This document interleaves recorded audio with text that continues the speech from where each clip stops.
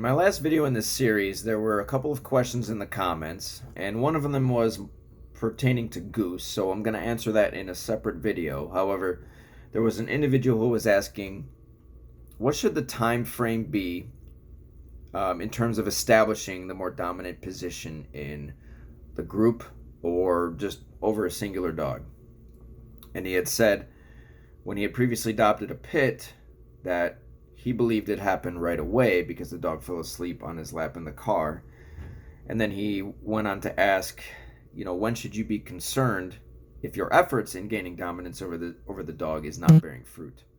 Now, first thing I want to point out is don't be fooled into thinking that just because a dog, say when you adopt a new dog, if it falls asleep on your lap in the car, don't be fooled that that dog is immediately adhering to or submitting to you as a human.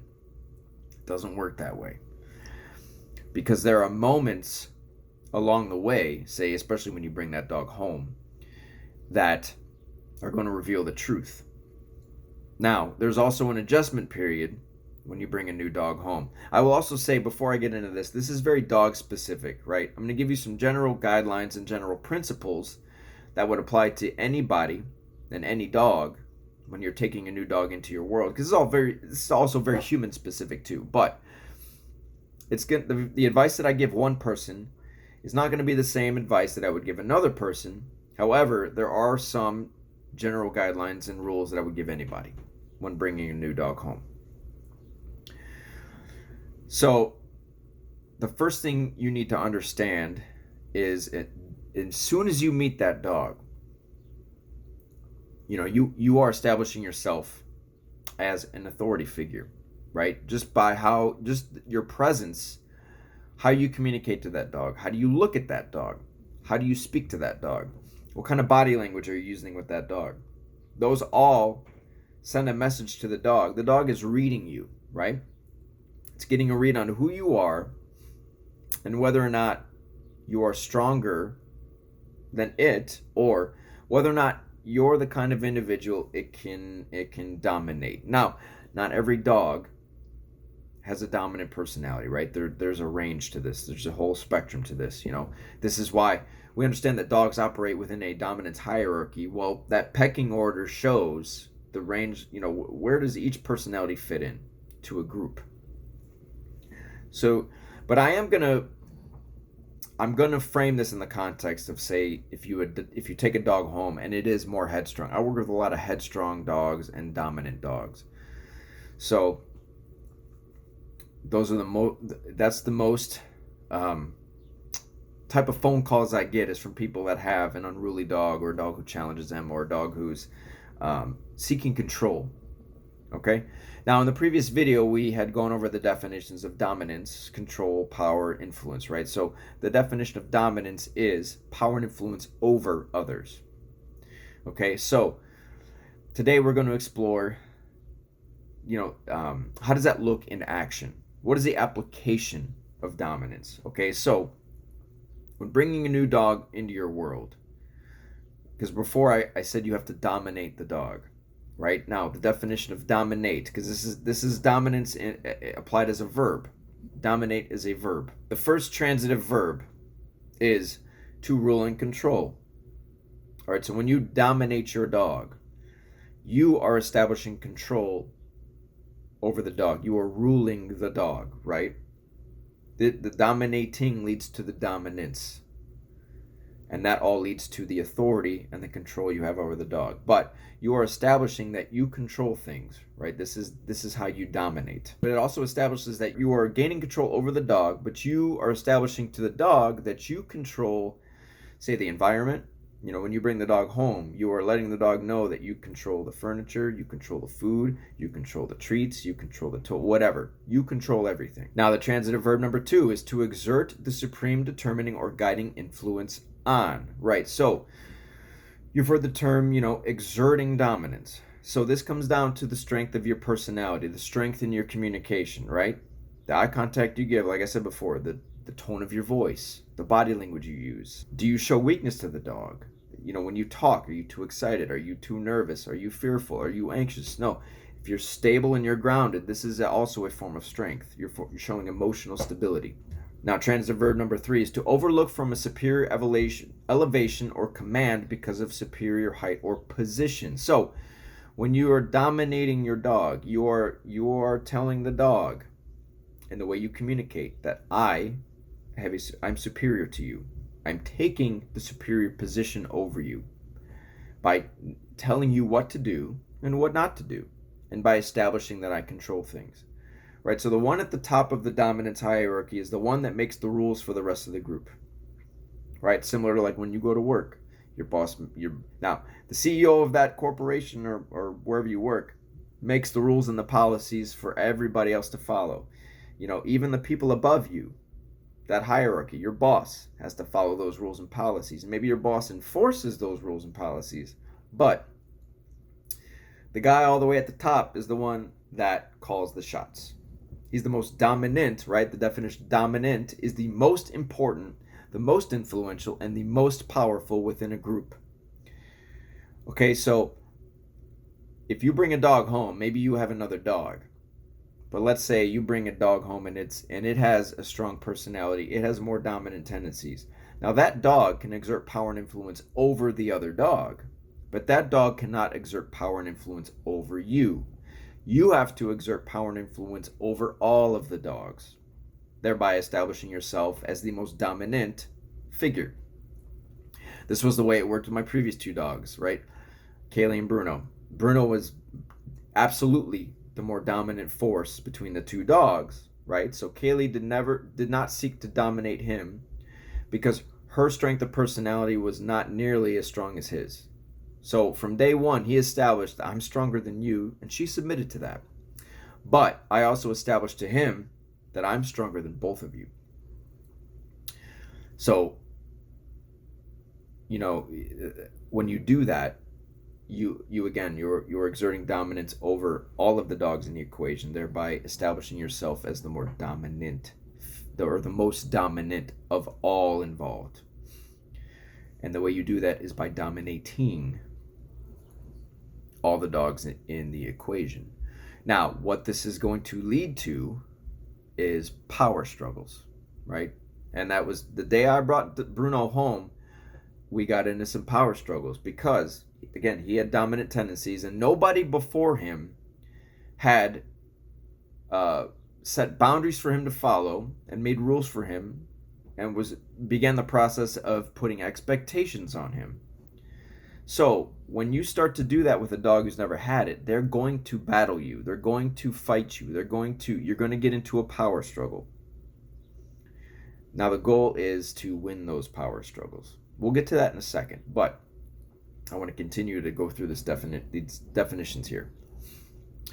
Now, transitive verb number 4b is to have a commanding or preeminent place or position in. So again, these definitions are all kind of saying the same thing, but you are establishing that you are the most commanding presence. You have the highest position within the social hierarchy. Now, the intransitive verb 1 is to have or exert mastery, control, or preeminence, right? You are exerting yourself in a way that says, I control this, do not do this, or I want you to do this. You are placing demands on the dog. You are saying, this is not allowed, or I want you to do this, right? You are the one giving direction. You are the one enforcing obedience. You are the one setting the boundaries, making the rules, thereby establishing yourself as the most dominant force. Now, again, getting back to the power struggles. If I bring a dog home, the first thing I need to understand is that I need to begin giving this dog direction, right? As soon as I bring the dog home and we go into the house, I begin establishing the rules. You just entered my apartment. That's when we start the work, right? I'm taking an authoritative role Actually, as soon as you pick it and up, exerting dominance by saying, don't get on the furniture.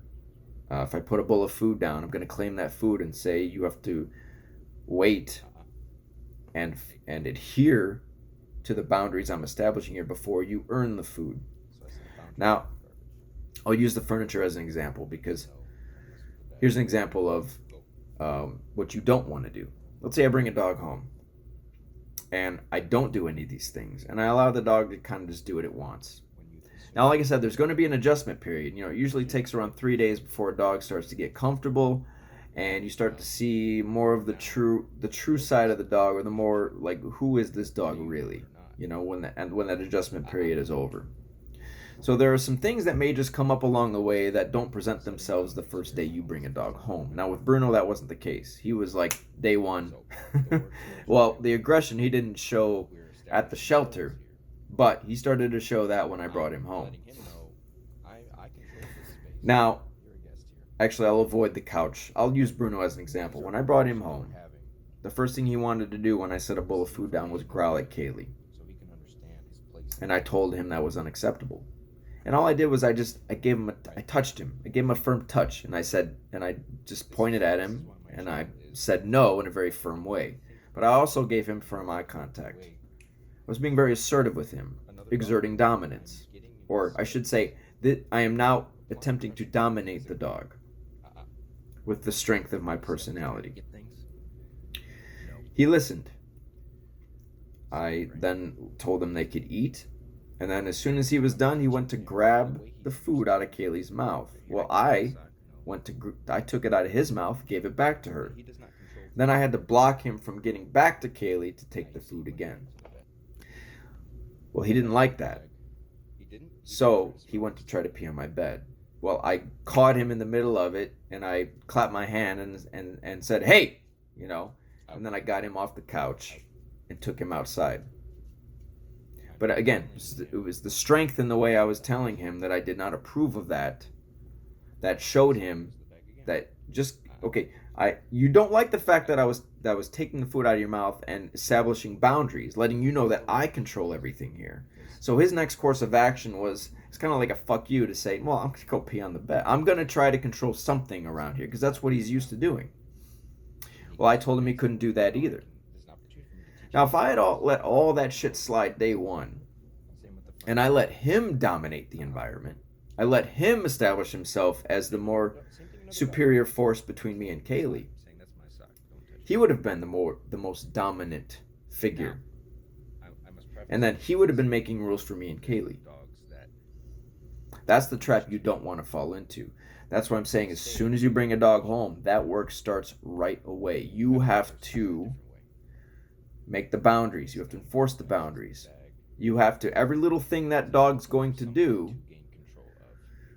is going to give you a window into its mentality. And then you address the dog based on what it's showing you. And like I said, it's going to be very dog specific, so it's not going to look the same for every dog. But, when you engage in power struggles with the dog is, it's a battle for control. Who's the stronger of the two? It's a battle of wills. You have to win those power struggles to shift the power dynamics in your favor. Right? You're playing the right role. You're being the authority. You're exerting dominance. But winning those struggles is what shifts the power in the human's favor, which is where it should be. That's how you take power away from the dog. You take control away from the dog back in your hands, thereby giving you dominance. Okay, so the power struggles are a very important element in gaining control. Now, consistency is a huge part of this. You have to be consistent, right? And so when he's asking about the time frame, now it's going to look different for every dog, and it's going to be different because of the human. So it depends on the human and the dog in question. Now, things are going to move a lot faster. You should see day to day some kind of improvement. Are we moving in the right direction? That's the more important thing you need to ask yourself. Are we moving in the right direction? Am I seeing a gradual improvement over time, even if it's little? But the more consistent you are, the quicker this is going to happen. And of course, the stronger you are, the quicker this is going to happen. But if you're not consistent, like say you get into a power struggle with the dog one day and you win, but then the next day maybe the dog tries it again and you're just not in the mood and you lose. You just give in to the dog. Well, now there's some inconsistency there. Now you're showing the dog a weakness. The dog, if it does desire to control things, is now going to it's not going to forget that. It's going to know that. And it's going to use that against you. Maybe it engages in a power struggle again the next day. And maybe it fights even a little bit harder than it did the day before, because now it knows, like, oh, I could take control if I really wanted to, because of your weakness as a human. So you always have to win these power struggles. Now, listen, there are little things that it's not that big of a deal. Like, there are many, many times where when I go through the exercise of claiming a food with a dog, or claiming food with a dog, you know, maybe I put a piece of food on the ground and I'm blocking the dog and it gets through my legs and gets the food. Okay, so what? You don't need to punish the dog or whatever. You just start over. It's like, okay, you got that one. But it's important that you don't end the exercise there. You never end with the dog winning. You set another piece of food down and we do this again until I win and the dog cedes control to me. All right, that's what I'm looking for. Now, it doesn't mean that tomorrow the dog is not going to challenge me again, because it likely will, but that process of working through that power struggle should happen a little bit quicker, but you have to win every single time. That's how you take more and more control back from the dog, more and more power from the dog. Now, to answer his question, well, actually, before I get to the last question, like I said, don't be deceived by the illusion of, okay, well, the dog slept in my lap on the way home, and therefore it submitted to me. That's not how it works. Because, like I said, you could get home and place a bowl of food down, and now the dog's growling at you over the food. So everything's contextual. So you need consistency on all fronts. You need to be able to claim the food. You need to be able to set boundaries with the furniture. You need to be able, in all circumstances, on the leash, everywhere you go, to dominate the dog and to show the dog, no matter where we're at, I'm in control. Right? And again, there's always an adjustment period where that dog, after a few days, is going to show you different things, different sides of itself. So not everything's going to happen right away. Now, to answer his question, when should you be concerned that your efforts are not bearing fruit? Well, like I said, you should see a diminishment over time. You should see that dog is adhering to the boundaries you're setting, but you have to consistently enforce them. Again, everything comes down to the human in the equation. If you're not consistent, it will take longer. If you're not strong in your communication, it's going to take longer. If you show the dog too many weaknesses, it's going to take longer. So you have to check in with yourself and ask, like, all right, if things are regressing and not moving in the right direction, then where am I fucking up? What am I doing or not doing that is causing things to not only not get better but get worse? You know, are there little things that I'm not noticing? Like, is the dog making a demand somewhere and I'm giving into it and maybe I don't realizing it? Am I petting the dog at the wrong times? Am I are there moments where maybe I'm emotionally unstable, or maybe I'm getting mad or frustrated and I'm not addressing that? So these are the questions you have to ask yourself. But again, from day one, you are establishing yourself as the authority figure, exerting yourself by the strength of your personality, making the rules, setting the boundaries. That is the dominating, right? And then the dog will submit to and adhere to the things you are telling it to do and to not do. And that's what gives you the dominance, establishing yourself as the most dominant force in the home.